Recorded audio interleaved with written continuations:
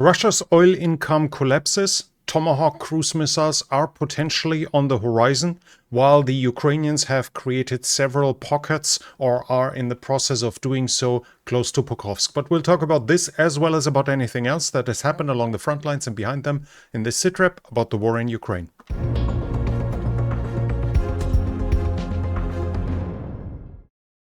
The Ukrainians hit the petrochemical plant in Bashkortostan.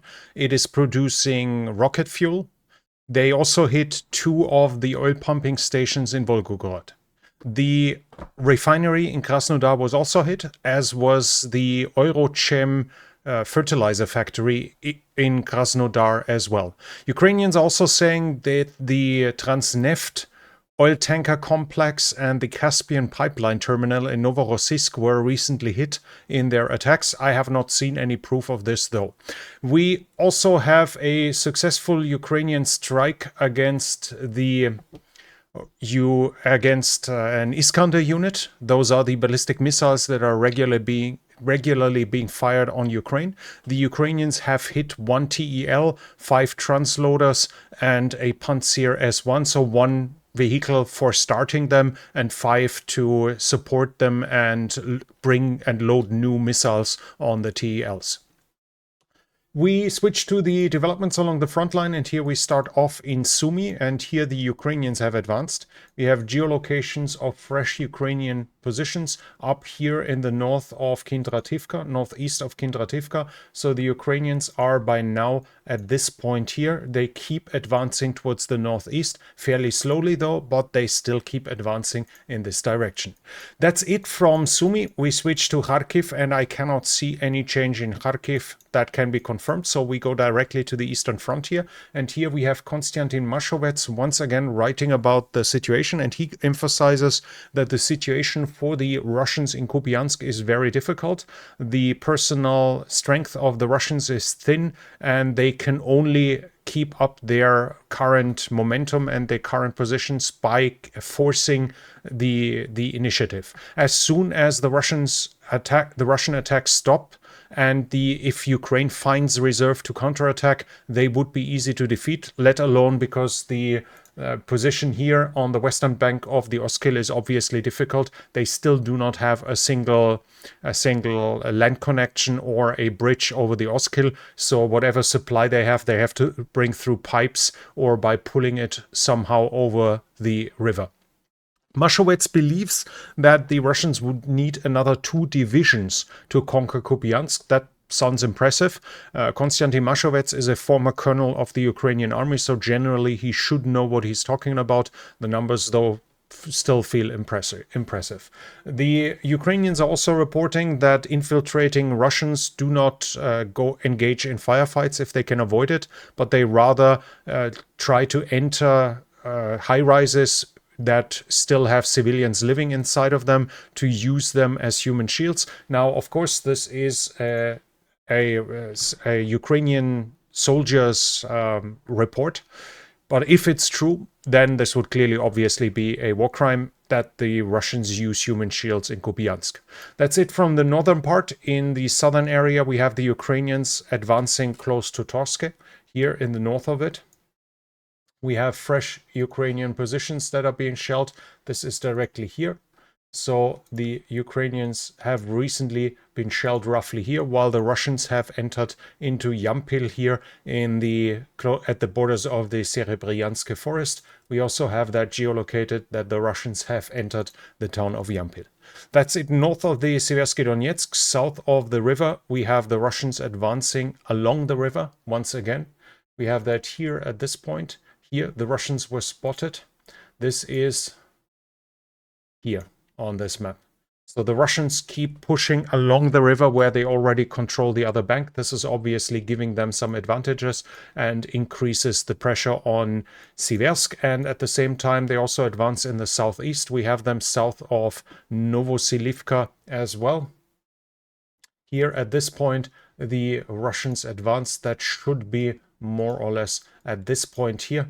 So inside of the previously solidly held Ukrainian territory, the Russians keep pushing towards the west.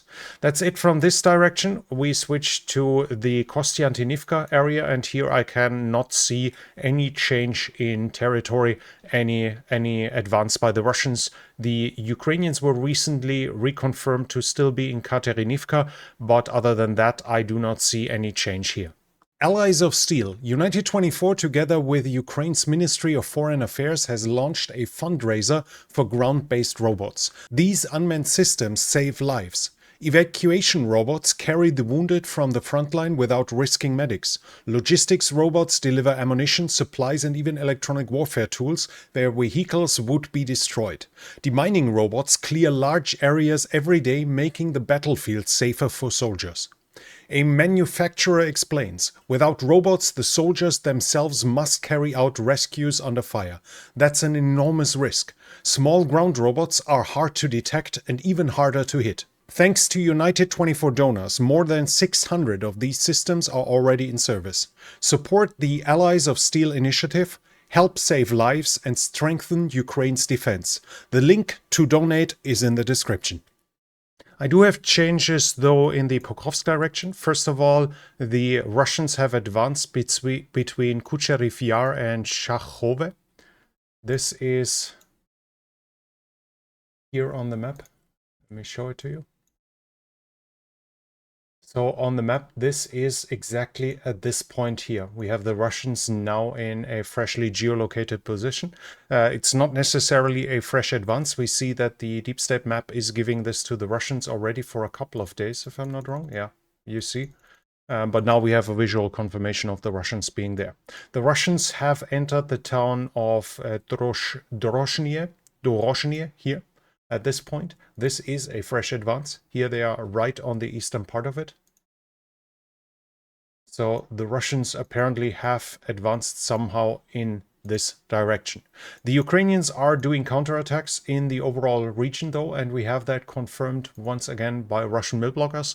The current situation is not 100% clear. I have not seen geolocations yet of confirming that the Russians north of it are completely cut off, but increasingly clear comes that the Ukrainians aim to both cut this line as well as this line to cut the Russians off. Now, this here might technically still be not fully encircled, but obviously for the Russians to be able to resupply soldiers north of it seems highly unlikely at this point.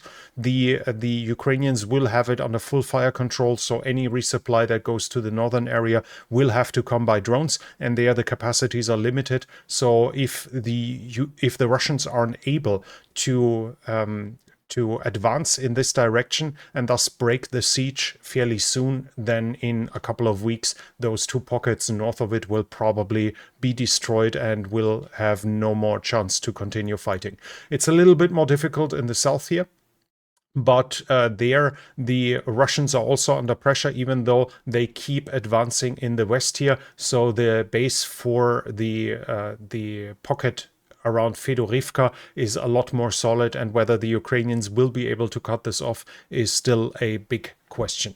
The Russians have advanced east of Mirnograd, and this shows that even if the Ukrainians are pressuring in this direction, it doesn't help them too much if the Russians manage to push the line here towards the east, as the base of this pocket here will be widened and thus the resupply will be able to continue. We have that geolocated here, that the Russians have been right at the eastern outskirts of Mirnograd itself. This is on the map here at this point. So here now we have the Russians as well. Once again, a sign that Novoekonomichne cannot have solid Ukrainian presence anymore. There are also reports by the Ukrainians that the Russians continue trying to enter Pokrovsk with small infantry groups. To which degree the Russians so far have been able to gain a foothold in Pokrovsk is still somewhat unclear, but it is a sign that the advances, that the attempts by the Russians are continuing. We now and then have observations of Russian soldiers inside of Pokrovsk, but it's far from certain to which degree they actually managed to gain a foothold. called, or it's just those small infantry groups that do infiltration attacks. What we have here, though, is the Ukrainians in Novopavlivka. They have been shelled there. That would be an indication that Novopavlivka is back under Ukrainian control. We recently had the Russians here at this point. Now the Ukrainians likely have retaken it and are back in control. Towards the west, the Russians have advanced between Kotlyne and Udachne. They have reached this point here. Not a big advance, but an advance in this direction where we have not had a Russian advance for quite some while. This direction here is the geolocation. This direction is obviously important as it is the direction of the main line of communication into Pokrovsk and Mirnograd. So every meter the Russians get closer in this direction, the resupply situation in Mirnograd and Pokrovsk becomes more precarious. That's it from this direction. We have something in the direction of Pokrovsk as well. We have two geolocations here from Janvarske. That is done here at this point. Now this is interesting, as it confirms basically what the deep state map says. It confirms that the Ukrainians are still in this pocket, and it also shows that the deep state map's map is far from just being arbitrary. They do use informations from the ground that, at least in vast parts, seems to be fairly accurate. The obvious other question would obviously be, why the hell are there still Ukrainian soldiers at this point if the Russians have bypassed them for several kilometers on each side? But that's a question that I could only speculate about, so we leave it at this. We also have geolocations from the Crimean Peninsula, and that is interesting, or information. We have the Ukrainians publishing a video here of a number of strikes against targets inside of Crimea. Now this is them striking, this is them striking radar systems, and then here striking two Antonov 26 planes. We see one burning here, and we see a second one being engaged. Antonov 26 are older tactical transport planes. This can be seen here. The Russians had a little bit over 30 under usage a couple of years ago, and it shows that the Ukrainian campaign against the Crimean continues and that it is successful. The struck radar system that we can see here is a naval radar, a coastal radar, and this would obviously also be used to identify Ukrainian naval drones, so taking it out will enable the Ukrainians to continue further. We have now videos almost daily from this, and this is one of the reasons why the Russians are escalating as of right now. We have further information from the Russian situation in the rear, and that's also quite interesting. Russia says it's going to spend less for its military in 2026, roughly a reduction by 6% of the budget, but at the same time they are increasing the taxes. They are going to increase the value-added tax from 20 to 22%, and at the same time, from now on, companies have to pay value-added tax that are at 10 million ruble revenue, down from 60 million, so roughly $700,000 to $110,000. This is important, as obviously this means that the basis of the companies that have to pay taxes is massively increased. Like a small corner shop that sells vegetables or that sells groceries will often not have more than $700,000 in revenue, but 110 it might cross, so suddenly it would have to pay value-added tax. This obviously means that immediate inflation will be the reaction, as not only will value-added tax increase and that will hit the consumer, also a lot of the companies will suddenly have to pay it, which then means that their prices are increasing quite painfully and they have to hand it over to the customer, so the inflation should be pushed up. And this is happening while we have the Russians themselves saying that oil and gas revenue will only be roughly 22% of the budget of the government, down from 50%. Now, obviously, the question is why and what does that mean, and we can guess. The Ukrainian strikes against oil, dropping oil prices, all of this has a direct effect and makes it harder for the Russians to continue their war effort. We hear that the Russians are increasing the taxes while spending less on their military, according to their own accords. All of this is a sign that Russia's economy is under strain. Then we're talking about troop generation, or help for Ukraine. And that's interesting because Zelensky gave an interview to Axios. And he said the one thing is the interviewer said, it's one thing to post on Truth Social, but what's the one thing that you need to win on the battlefield? And Zelensky responded, I think President Trump knows it. I've told him yesterday. He's been asked, what is it? He said, I'm not telling you, but I tell you what he said. We will work on it. It's a weapon system that we need, but that doesn't mean we are going to use it when we have it. I think it's going to be additional pressure on Donald Trump. It's the one thing that President Trump can give us to stop Putin. It can put him under pressure to stop the war. So if we talk about this, what can it be if not Tomahawk? What would it be?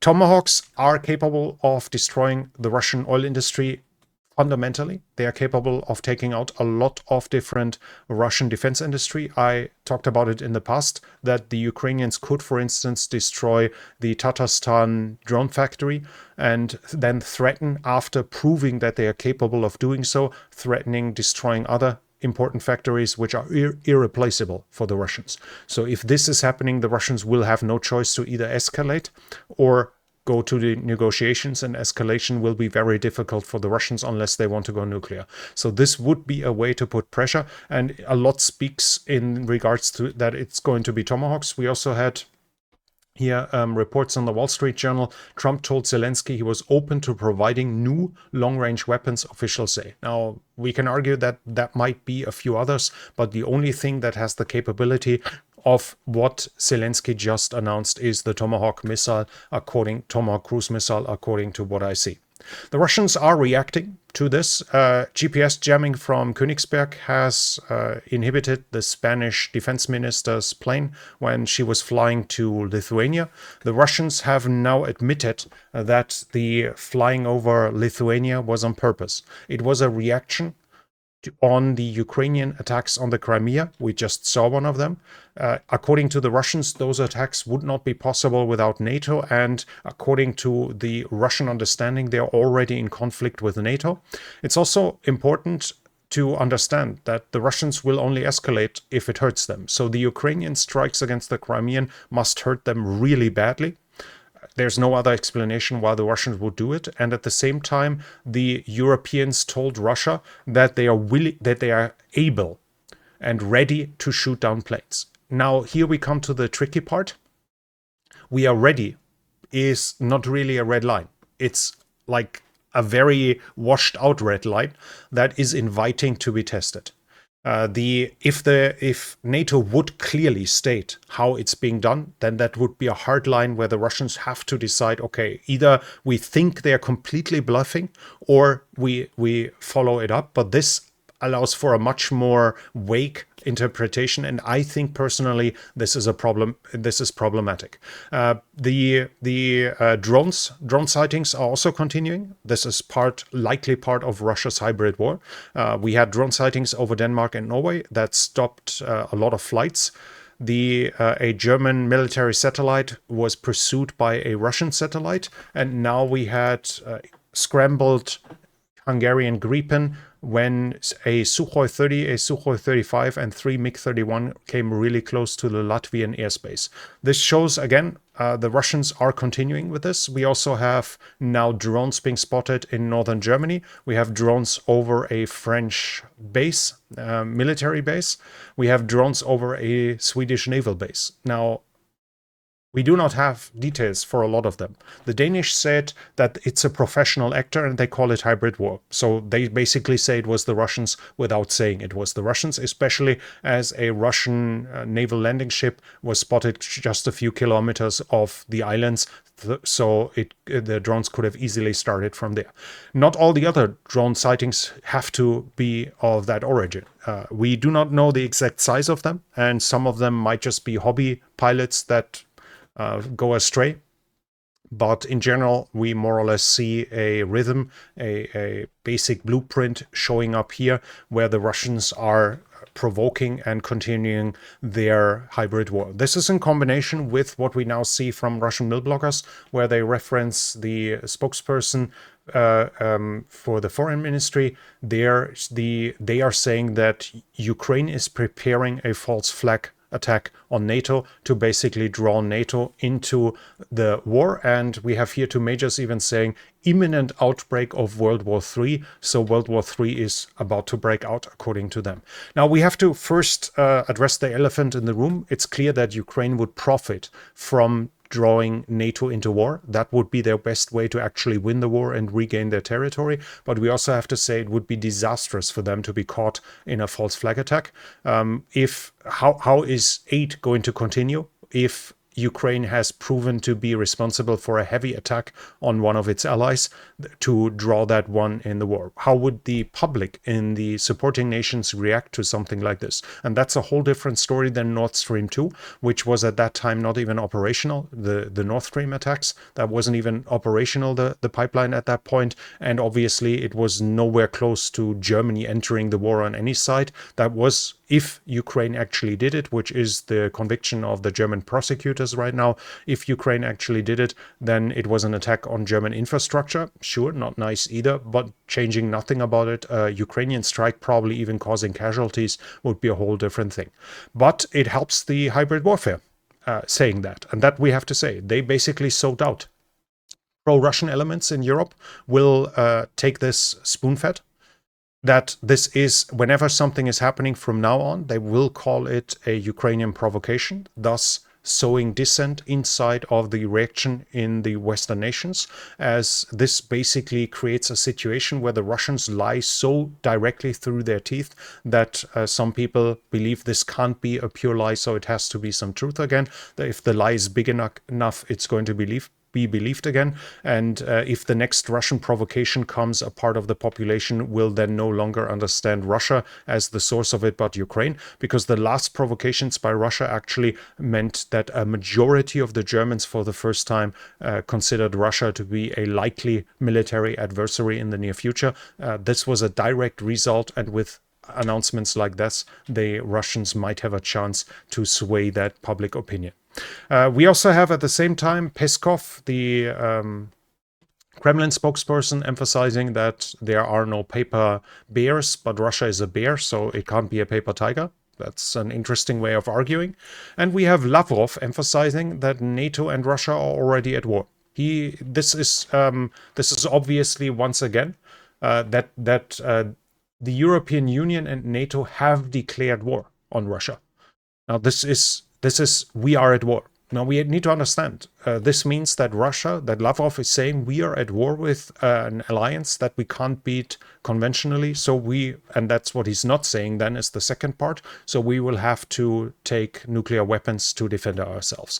This is meant to address the public in the West, to basically tell them rather stop or face nuclear weapons, leave us be in Ukraine, let us do whatever we want. And this is, again, it fits all together. We have TASS here writing that Russia would see it as a declaration of war in case where the Russian ambassador in France said it, in case a Russian plane is being shot down while supposedly being inside of NATO airspace, while allegedly. As said before, the Russians will simply claim that it wasn't in their airspace, that it was in international airspace, and then they will take this as a hostile act from NATO. And here we already have them announcing it up front. There's good news for Ukraine too. They are going to get 64 M117s. These are these here. Not the best thing for like assaults or whatever, but an armored vehicle that will allow protection for the soldiers inside that are being transported, and that can be used for assaults if need be, so good regardless. Ukraine is also saying they received a Patriot system, so likely a battery, a month ago from Israel, and several more Patriots will arrive this fall but they didn't mention where it's coming from. Those could be some still from Germany, but they could be more from Israel as well, so we'll have to see about this. But that's it for today's sitrep. If you liked it, please give it a thumbs up. It helps with the algorithm. Leave a comment if you have something to add, and if you're new here, I would like to invite you to subscribe to the channel and hit the bell icon so you don't miss future videos. This channel is only possible because of the support of viewers like you. If you like to support the channel, you can do so by the means in the description, and there you can obviously also support the donation campaign. But that's it from me for now. Thank you for watching, and I'll be back.